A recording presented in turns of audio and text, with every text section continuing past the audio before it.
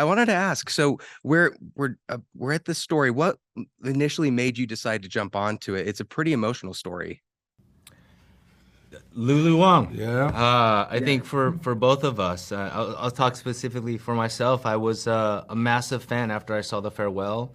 The Farewell for me was completely cathartic. I had this incredible relationship with my grandmother who had passed, and watching that movie was literally an experience that I've never had before. I was like crying buckets, and it was cathartic all at the same time. And it was because of Lulu's brilliance, right? That really affected me and penetrated me. So the moment that I had the opportunity to actually work with her, I was in 100%. Yeah, I mean, I had the gift of working with Lulu on her first feature, and we stayed close through the years just because she was just, from day one, you knew she was just going to excel.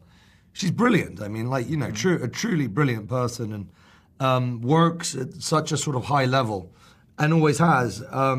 So, yeah, I think when I got the call to come and do it, I didn't need to know much more than that she was, you know, behind it, that got me involved. And it didn't disappoint. I mean, it's such a beautiful piece to be a part of, to be surrounded by all these amazing, you know, actors, and, you know, in front and behind the camera, with the team that was assembled. It's you know, it's rare to get to work on something like this. You know, you spend your career hopefully getting to do one or two of these, you know, so it's like, it's one of the special ones. Yeah. I know we have to kind of stretch a lot when it comes to like an action scene or something, but what do you have to do that's like emotionally stretching for some of these big moments that are gonna maybe be emotionally taxing on you?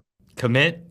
Literally dive into the deep end, really bare your soul, get naked, figuratively and literally, in that sense too. I think it's you just have to go for it. And what we talked about earlier is Lulu creates such an environment of trust. You just trust her, and for any actor or artist coming onto a set such as that, especially dealing with such an emotional and layered character and script, and it's so incredibly nuanced.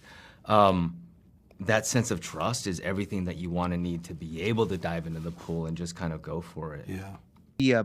What was the environment on set like most of the time? Was it more fun to kind of offset some of the tougher scenes, or was it we're sticking to the story of what we're doing? Very fun. Yeah. I mean, like, and I think you have to be. I mean, I always say that Lulu's got one of the best sense of humor.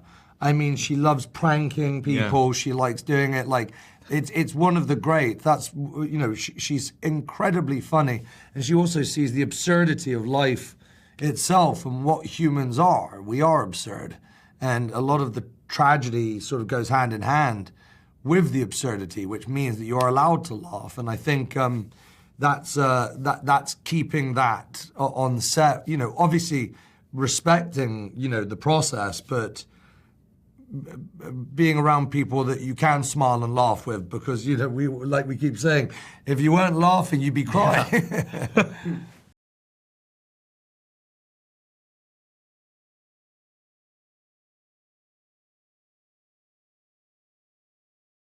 Hi, Lulu Wang. It's so nice to meet you. Nice to meet you too. I am so excited to talk to you about this story, and I wanted to ask, this is obviously based off of a novel, but what was it while you were reading it that made you decide that this was going to be the next project you wanted to take on? When I read the novel, I really connected with the themes that Janice depicts in the story.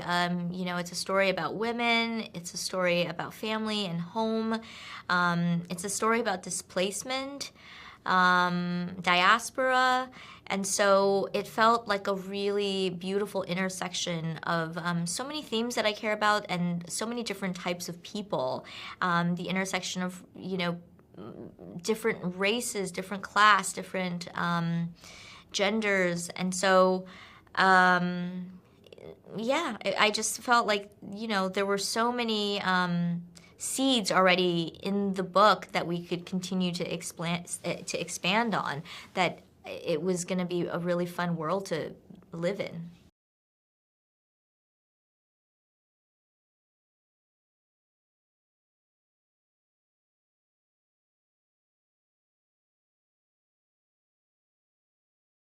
I think that, I have an image in mind of, characters as I'm reading the book, of course. But yeah, the casting doesn't really come in until, for this project, until after the scripts were written, because there were also so many side characters and so many characters that, it wasn't obvious who the actor should be playing them, particularly because,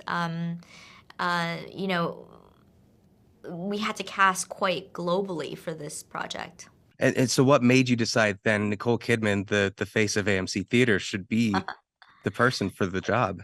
Well, I mean, she brought the book to me, so that was not a situation, yes, where yeah, so it was not a situation where I cast her, but more that she came to me as an executive producer with the intention of playing one of the roles. And so we definitely talked about which role that would be, and at one point she had talked about maybe playing Hillary, because the character of Margaret in the book is written to be a quarter Korean.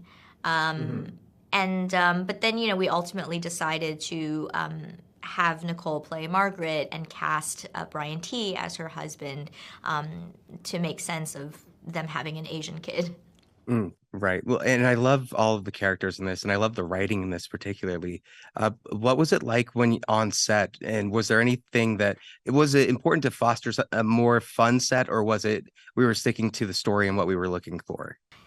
I feel like we spend so much time on sets, and particularly the crew. They are like their lives are on these sets, and so it's really important to me that it feels like a family, and that people have a good time, and that they're comfortable as much as they can be, and that they feel like they're really part of something. And so, yeah, I think that we also shot most of it in Hong Kong, and so many people from all over the world, had traveled there to work on this project. And so we definitely had a very lively set.